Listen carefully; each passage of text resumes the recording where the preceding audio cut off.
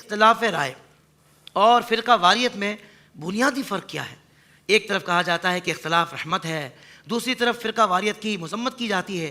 اچھا، ایک عام آدمی کو کیسے سمجھے، وہ کیسے اس کو سمجھ میں آئے کہ بھائی اختلاف جو یہ ہو رہا ہے یہ جائز ہے یا نہیں، کون سی تقسیم نقصان دہ ہے، کون سی نہیں، یہ بھی ارشاد فرما دیجیے۔ قرآن مقدس میں اللہ رب العزت نے مسلمانوں کو اس بات کا حکم ارشاد فرمایا، جی حضور۔ وَاعْتَصِمُوا بِحَبْلِ اللَّهِ جَمِيعًا وَلَا تَفَرَّقُوا، سب کے سب اکٹھے رہو، اللہ تبارک و تعالیٰ کی رسی کو مضبوطی سے تھامے رکھو، اللہ تعالیٰ کی طرف سے عطا شدہ ہدایات، حدیث نبوی، سنت نبوی اور صالحین کی پیروی کی صورت میں ان کو اپنائے رکھو۔ تو مسلمانوں کو اکٹھا رہنے کا حکم ہے، جڑنے کا حکم ہے، جدا جدا ہونے کا حکم نہیں ہے۔ واہ واہ واہ واہ۔ اب مسئلہ یہ ہے کہ نبی کریم علیہ السلام سے جو تعلیمات امت تک منقول ہوئیں احادیث طیبہ کی روشنی میں، اس کی ایک مثال یہ ہے، یہ سوال بھی ہے نا کہ یہ اختلاف پیدا کیوں ہوا، جی۔ امت میں اختلاف کیوں ہے؟ یہ بھی تو سوال ہو سکتا ہے کہ 4 تحقیقات امت کو کیوں عطا ہوئیں؟ جی جی 4 ریسرچر امت میں ہیں، پہلے امام اعظم ابو حنیفہ ہیں اور امام احمد بن حنبل چوتھے ہیں۔ جی 4 ائمہ نے اپنی اپنی آراء تحقیق دنیا کے سامنے پیش کی اور مسلمانوں نے اس پر اتفاق کر لیا کہ اب ان 4 ریسرچوں میں سے ایک ریسرچ پر عمل ہوگا، اور پوری دنیا میں اسی طرح ہے۔ تو اختلاف کیوں ہوا اور اختلاف رائے کیوں ہوتا ہے؟ اس کی بنیادی وجہ سرکار دو عالم صلی اللہ علیہ وسلم سے صحابہ کرام نے دین سیکھا، اور مختلف اوقات میں مختلف صحابہ کرام اسلام قبول کرنے کے لیے تشریف لاتے رہے مختلف علاقوں سے، دور دراز کے علاقوں سے۔ اب ایک صحابی آئے، انہوں نے دیکھا کہ سرکار دو عالم صلی اللہ علیہ وسلم نماز ادا فرما رہے ہیں، اور آپ نماز کا جو طریقہ اس وقت تھا نالین شریف سمیت مثلاً آپ نماز ادا فرما رہے ہیں۔ اس نے دیکھا، اسلام قبول کیا، نماز سیکھی اور پھر اپنے علاقے میں واپس تشریف لے گئے۔ بعد میں حکم نازل ہو گیا کہ آپ نالین شریف اتار کے نماز پڑھیں گے، لیکن وہ شخص، وہ صحابی جو اپنے کسی دوسرے دور دراز کے علاقے میں چلے گئے، وہاں تک انہوں نے وہی بیان کیا جو انہوں نے دیکھا تھا۔ نہ اس وقت انٹرنیٹ تھا کہ فیس بک یا یوٹیوب یا یہ واٹس ایپ وغیرہ تھے کہ بھئی خبر فوراً پہنچ جاتی۔ تو اس طرح مختلف اوقات میں اب ان کے لیے، اس علاقے والوں کے لیے وہی چیز حجت ہے جو انہوں نے یہاں سے حاصل کی۔ اسی طرح صحابہ کرام مختلف علاقوں میں تشریف لے کے جاتے تھے، جو جو چیزیں وہ بیان فرماتے تھے اس علاقے میں وہ رائج ہو گئیں۔ تو اس طرح احادیث کے مختلف ہونے سے امت کے اندر اختلاف رائے، ٹھیک، نقطہ نظر مختلف ہوگا۔ بالکل صحیح۔ اب اتفاق یہ ہے کہ بھئی دونوں طرف دلیل ہے۔ اب حال یہ ہے کہ لوگ کہتے ہیں کہ امام اعظم ابو حنیفہ ہی وہ ہستی ہیں کہ جن کی جو رائے ہے یا جو ان کی اس کے پیچھے کچھ نہیں، حالانکہ جتنے ائمہ ہیں امت کے اندر ان سب کے جو آراء ہیں ان کے پیچھے ان کے دلائل بھی موجود ہیں۔ بہت اچھے۔ تو جب دلیل مختلف ہوگی تو رائے بھی کیا ہو جائے گی؟ مختلف ہوگی۔ تو جب دونوں طرف دلیل ہوگی تو پھر فرق ترجیح کا ہوگا کہ ان کے نزدیک ترجیح کیا ہے، جی، محقق کس کو ترجیح دیتا ہے۔ جی۔ اس لیے میں نے عرض کیا کہ بھئی جن مسائل میں امت کے اندر اختلاف ہے وہ فروعی مسائل ہیں، اس میں تبلیغ نہیں تھی امت کے درمیان، اس میں صرف اور صرف ترجیح کا مسئلہ تھا کہ ہماری ترجیح یہ ہے۔ اب آ کے جو موجودہ ماحول ہے اس میں ترجیح کو بھی کیا کیا جا رہا ہے، اپنی تحقیق اور دوسری کو یکسر رد کر دینا۔ اب آپ سنیں گے جناب سوشل میڈیا پر جی یہ جو دعا پڑھی جاتی ہے جی روزے کی، یہ دعا ہے ہی کوئی نہیں کہیں پہ، یہ جعلی دعائیں ہیں، یعنی ضعیف حدیث کو بھی جعلی حدیث کا قرار دینا شروع کر دیا گیا۔ آپ سال سے کتنی نسلوں سے قبلہ مفتی صاحب، ہم جو ہیں ہمارے مسلمانوں کا طریقہ ہے کہ بچہ پیدا ہوتا ہے تو اس کے کان میں اذان کہی جاتی ہے۔ اس دن میں ایک موقع کی سن رہا تھا کہ وہ کہہ رہا تھا کہ بھئی یہ ثابت ہی کو نہیں اذان دینا، کان میں اذان دینا، اور خود باقی بات میں کہہ رہا کہ امام ترمذی نے حدیث نقل کی لیکن حدیث وہ انتہائی کمزور ہے، انتہائی کمزور ہے۔ میں نے کہا بہت زیادہ کمزور ہے، یہ انتہائی کمزور بھی ہوتی ہے، ٹھیک ہے، اصطلاحات دیکھیں آپ۔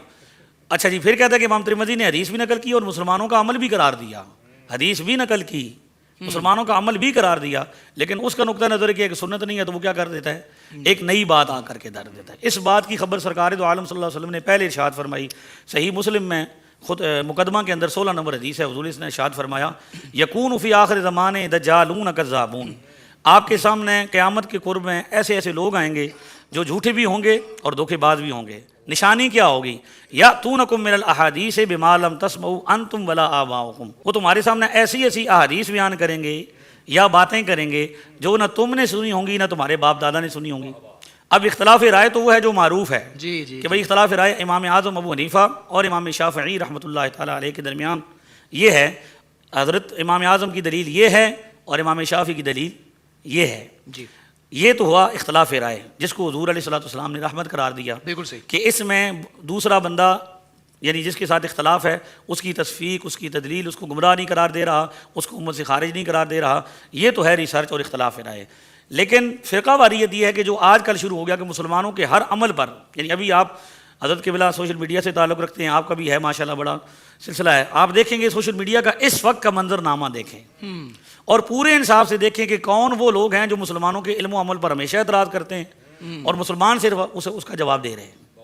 اگر ہم آپ کے سامنے بیٹھے ہیں، یہ فقیر ہے، ناقص ہے، حضرت قبلہ آپ کے سامنے بیٹھے ہیں اور علماء کرام ہیں، تو ان کا یہ کیا ہے کہ یہ اپنے آپ پر، امت پر، اہل سنت پر ہونے والے اعتراضات کا کیا کر رہے ہیں؟ جواب دے رہے ہیں، نہ کہ محض اعتراض کر رہے ہیں۔ تو لہذا اختلاف رائے کا مطلب تو یہ تھا کہ ایک بندہ اپنی ترجیح بیان کرے کہ میری دلیل یہ ہے، میرے نزدیک یہ ہے، اور پھر اسے کم از کم کو پتہ بھی ہو۔ آج کل حضرت قبلہ تحقیق کا نام لے کر تخریب کی جا رہی ہے۔ تحقیق کا نام لے کر تخریب کی جا رہی ہے، تخریب کو تحقیق کا نام دیا جا رہا ہے کہ بس ٹھیک ہے جی ایک رائے بن گئی ہے، خود اپنے ہی منہ سے اپنے آپ کو القابات دیے جا رہے ہیں۔ وہ تمہارے سامنے ایسی ایسی باتیں کریں گے جو نہ تم نے سنی ہوں گی۔ عالم تے مخدوم کا حسن شیخی دعویٰ کرسن، خود اپنے آپ کو کہیں گے کہ ہم کیا ہیں؟ عالم ہیں جی، ہم مخدوم ہیں جی، ہم شیخ الحدیث ہیں جی، ہم امام مسلم کے جانشین ہیں، ہاں جی ہم سیوطی ہیں، ٹھیک ہے۔ تو مسئلہ یہ ہے کہ اختلاف رائے رحمت ہے، اختلاف رائے علم والوں کے مابین ہوتا ہے، دو محققین کے مابین، کہ جو دونوں کیا ہیں۔ اب دیکھیں امام اعظم کو دیکھیں تو وہ اپنے زمانے کے سب سے بڑے عالم ہیں، 10 لاکھ احادیث کے حافظ، اللہ اکبر، سبحان 22 صحابہ اکرام کی زیارت کرنے والے، صحابہ اکرام سے ڈائریکٹ علم حدیث اور حضور کا علم لینے والے۔ اور دوسری طرف امام مالک ہیں، پھر امام احمد بن حنبل ہیں، پھر امام شافعی ہیں۔ تو یہ نقطہ نظر آج تو چونکہ پاکستان میں تو ایک ہی فقہ فالو کی جاتی ہے، احناف ہی ہیں، باقی جو ممالک ہیں جہاں پہ چاروں فقہا ہیں ان کو فالو کیا جاتا ہے۔ آپ ان میں دیکھ لیں، میں نے خود مسجد قبلتین میں نماز پڑھائی، ہم پڑھ رہے تھے اور ہمارے پیچھے، میرے پیچھے ایک مالکی نے نماز پڑھی اور ایک شافعی نے پڑھی، اور میں نے خود ایک مالکی امام کے پیچھے نماز وہاں پہ ادا کی۔ تو آج جہاں مختلف جو چاروں فقہا کے فالورز ہیں دنیا میں، وہ ایک دوسرے کے ساتھ منسلک بھی ہیں، ایک دوسرے کی تصفیق نہیں کرتے، بھائی بھائی بھی سمجھتے ہیں۔ تو اختلاف رائے وہ ہے جو چار ائمہ کے مابین ہے، اور یہ جو آج کل کچھ لوگ کر رہے ہیں سوشل میڈیا پر کہ بالکل تردید کر دینا، اس کا انکار ہی کر دینا اور قسمیں جھوٹی اٹھانا شروع کر دینا۔ ایک بندے نے قسم اٹھائی ہے کہ 20 تراویح جو ہے اس کا کوئی وجود نہیں ہے، میں قرآن اٹھا کے کہتا ہوں۔ اللہ، اب یعنی پہلے تو یہ تھا کہ لوگ کیا کرتے تھے جی، دلائل دیتے تھے۔ پہلے زمانے میں کہتے ہیں کہ کسی بندے پر مقدمہ ہوا تو اب اس کو گواہی چاہیے تھا، تو گواہ تو تھا نہیں، تو اس نے اپنے خاندان کے ایک پہلوان کو تیار کیا کہ یار ہمارے حق میں تو کیا کر، گواہی دے۔ پہلوان صاحب آ گئے، پہلوان کو پتہ نہیں تھا بھائی قسم کیسے اٹھاتے ہیں، ان پڑھ آدمی تھا۔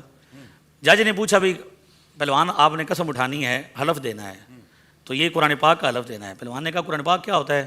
اس نے کہا قرآن پاک اتنا عظیم ہے، جج نے کہا کہ اگر سارے زمین و آسمان ملا لیے جائیں پھر بھی قرآن بڑا ہے۔ تو پہلوان ڈر گیا کہ میں تو نہیں اٹھا سکتا، تو اس نے کہا میں معذرت چاہتا ہوں۔